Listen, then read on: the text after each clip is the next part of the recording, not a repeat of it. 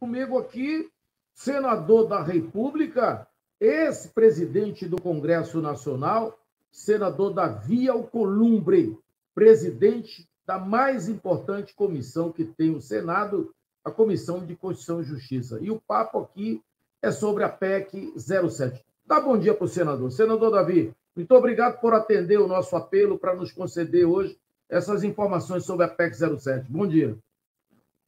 Oi, Lobato. Bom dia, Lobato. Bom dia a toda a banca de jornalistas que faz esse programa pela manhã e leva informação à população amapaense. Queria dar um bom dia ao Silvio, bom dia ao Jara, bom dia ao Gilberto e bom dia ao Carlos Sérgio.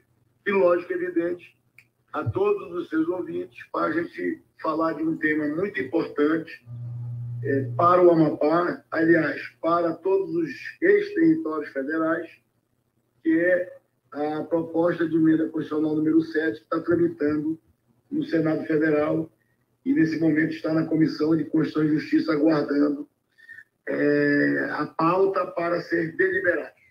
Pois é, senador. Ontem eu, estranhamente, tive o meu WhatsApp invadido por pessoas de Rondônia, de Roraima, do Amapá, me pedindo que intercedesse junto ao senhor para que pudesse dar esclarecimentos, se tem uma previsão. O senhor disse numa entrevista nossa aqui que só colocaria em pauta quando soubesse que era possível aprovar, porque colocar e não aprovar complica mais essa caminhada. De lá para cá, teve alguma mudança? Tem alguma novidade que se possa anunciar ou continua tudo do jeito que estava, o senador? Carlos, primeiro esclarecer a população amapaense do nosso desejo e do nosso empenho pessoal, inclusive, para organizar o momento adequado para a votação dessa proposta na Comissão de Constituição e Justiça do Senado Federal. Esclarecer também, infelizmente, temos algumas pessoas que, inclusive exercendo o mandato eletivo, tentam a todo custo atribuir a não votação da PEC à posição minha, como presidente da Comissão de Constituição e Justiça do Senado Federal, de não pautá-la. Então, eu quero lamentar esse movimento político, que eu reputo como se fosse um movimento político-eleitoral, transformando uma proposta que, com certeza absoluta, resgata o sonho de milhares de servidores, assim como nós fizemos em outras emendas constitucionais que deram a esses servidores a condição da transposição do quadro do ex-território federal para o quadro da União, outras emendas constitucionais importantes que foram promulgadas, que foram votadas, apoiadas, votadas por mim, inclusive, por outros membros da bancada federal, que ainda estão no Congresso e outros que ainda não estão.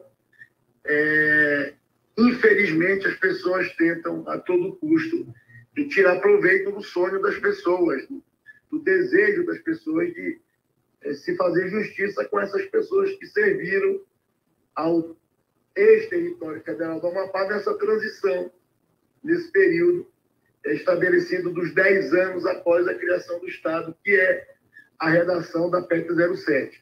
Então, fazendo esse relato, sim, eu quero entrar tecnicamente e politicamente no motivo que ainda não foi pautada a PEC, e não o motivo que é apresentado por algumas lideranças, no sentido de insistir em dizer ou pedir, como queiram, que o Davi paute a PEC 07. Veja só, se nós formos utilizar o instrumento da presidência para pautar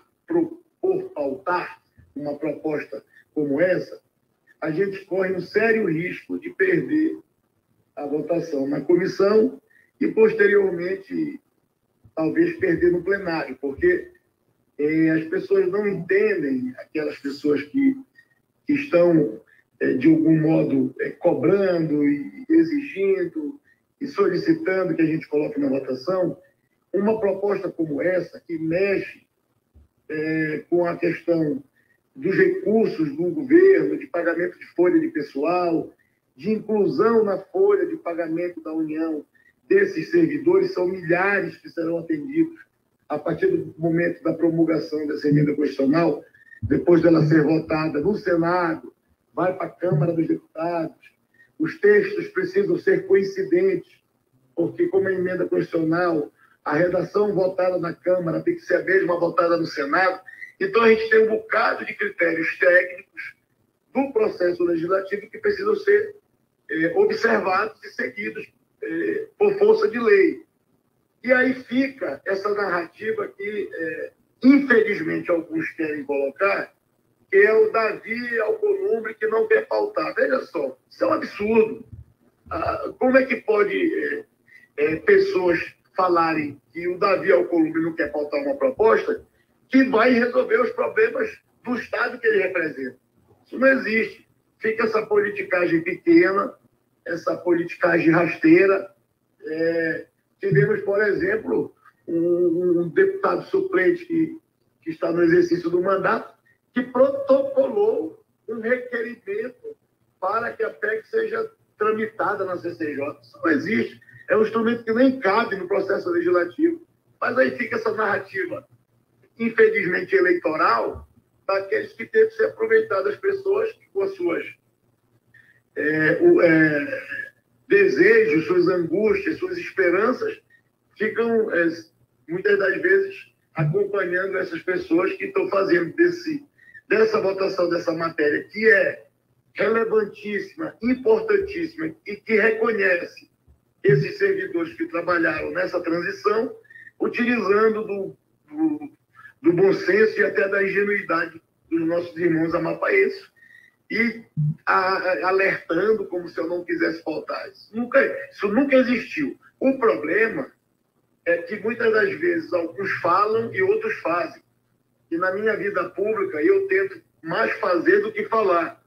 E mais fazer do que falar é trabalhar, é visitar gabinete de senador, é levar um resumo do relatório apresentado, é dizer para o senador da República que é contra, porque nós temos hoje, infelizmente, vários senadores que são contrários, porque chamam essa proposta de um trem da alegria dos servidores, como que vai colocar as pessoas no quadro da União para serem servidores sem concurso público. E aí começa aquela narrativa falsa. E essa narrativa falsa, muitas das vezes, se você não conter ela no nascedouro, se você não explicar individualmente para cada senador, você acaba perdendo um voto que você tinha ou não conquistando um que estava indeciso. Então, o que é que eu estou fazendo de novembro para cá? Foi quando o senador Marcos Rogério apresentou seu relatório, seu voto da proposta.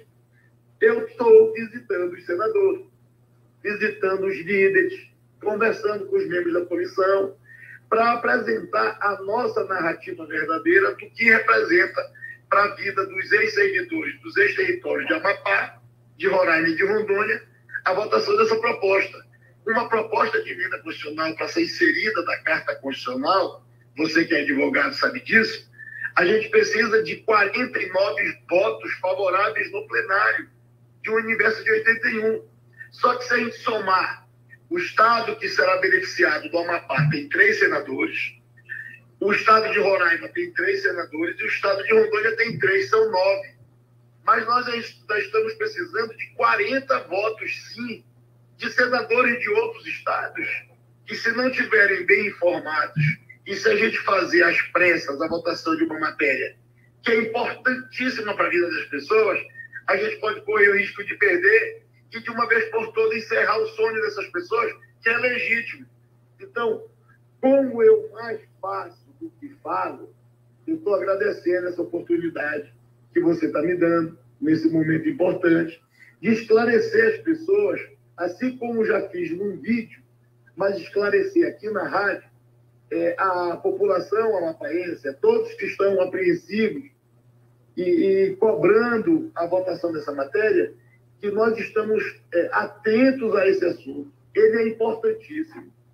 E a gente vai votar no dia que a gente tiver os votos. Eu tenho conversado com muitos senadores, eu já consegui demover de vários senadores esse sentimento do chamado Trem da Alegria, da incorporação de servidores no quadro da União sem concurso público, porque não pode, provando para eles que esses servidores têm direito, a partir da votação de uma emenda constitucional que dá a eles a garantia até 10 anos da criação do Estado, que é esse o eixo fundamental dessa nova proposta de emenda constitucional, a incorporação nos quadros de servidores da União. Então, o que é que eu peço? Eu peço para todos eles, e para aqueles que estão também injustamente cobrando para que seja pautado, que eles compreendam que não é pautar por pautar.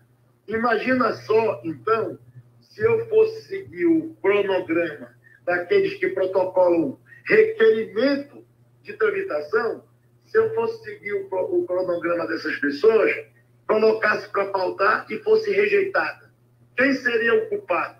Seria o culpado o presidente que pautou numa hora inoportuna e perdeu, ou aqueles que cobraram para colocarmos na pauta?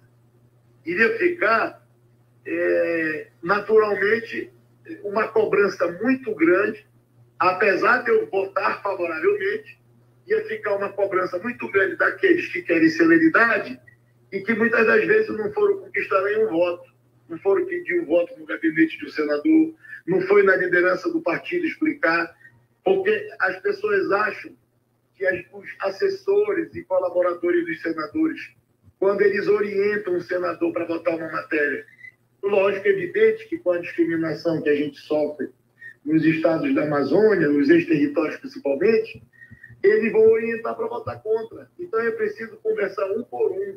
Eu já conversei com todos os 27 membros da CCJ, pessoalmente, e eu não gravei nenhum vídeo dizendo que eu estava conversando. Eu já conversei no colégio de líderes com todos os líderes, explicando, contando uma memória da história dos ex-territórios federais. Eu já conversei com o presidente Rodrigo Pacheco, que está sensibilizado com a situação, mas que está nos ajudando a conquistar os votos. Então, o que é que eu peço? Calma. Eu peço que a gente possa se organizar para esse momento, porque o que a gente quer na hora da pauta, Lobato, e eu também quero, e eu quero que esses que falam que eu não quero pautar, eu quero que eles acompanhem como eu vou votar. Claro, lógico, evidente que eu vou votar sim, mas nós somos 9 votos, os estados beneficiados com essa proposta, e a gente precisa de 49. Então está muito longe esse número, e é por isso que a gente está nesse período coordenando, visitando, dialogando, apresentando a nossa versão da proposta, o nosso interesse em reconhecer, em fazer justiça, inclusive, essa é a palavra mais certa, fazer justiça a essas pessoas, homens e mulheres que trabalharam nesse período.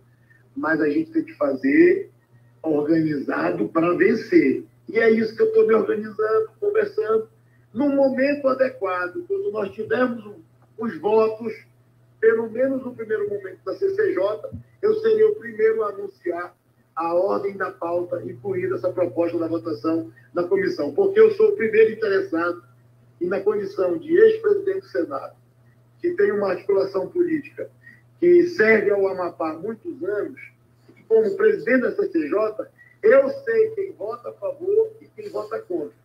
E eu sei as pedras que eu estou tirando do caminho, sem estar gravando vídeo e sem estar falando e brincando com os sonhos das pessoas. Senador, quero agradecer esse esclarecimento que o senhor presta às pessoas, sobretudo, que estão nessa angústia sobre a aprovação, pauta e aprovação da PEC 07, e me despeço do senhor, salvo se o senhor tiver ainda alguma outra consideração a fazer, já lhe agradecendo atender o nosso programa, senador Davi. Obrigado, Lobato. Só para agradecer mesmo essa oportunidade desse canal de comunicação para a sociedade, para não ficar a versão ser mais real do que a realidade. A realidade é que, na minha condição de servidor do povo do Amapá, senador da República, exercendo um mandato otorgado por Deus e pelo povo, eu estou trabalhando diuturnamente para reverter os votos contrários e para a gente aprovar na comissão no momento certo, na hora certa, com os votos e com a maioria. Aí, eu tenho certeza absoluta que essa vai ser a resposta que os amapaenses desejam, no caso da votação dessa proposta. Muito obrigado, Lobato, muito obrigado, Gilberto, um abraço ao Silvio, um abraço do Jara, um abraço do Carlos Sérgio Monteiro, e parabéns pelo programa e obrigado pela oportunidade de esclarecer tecnicamente, dentro do processo legislativo e, lógico, dentro da articulação política, a condução do momento adequado para a votação dessa matéria. Muito obrigado, senador. Bom dia de trabalho para o senhor. Obrigado. Bom dia.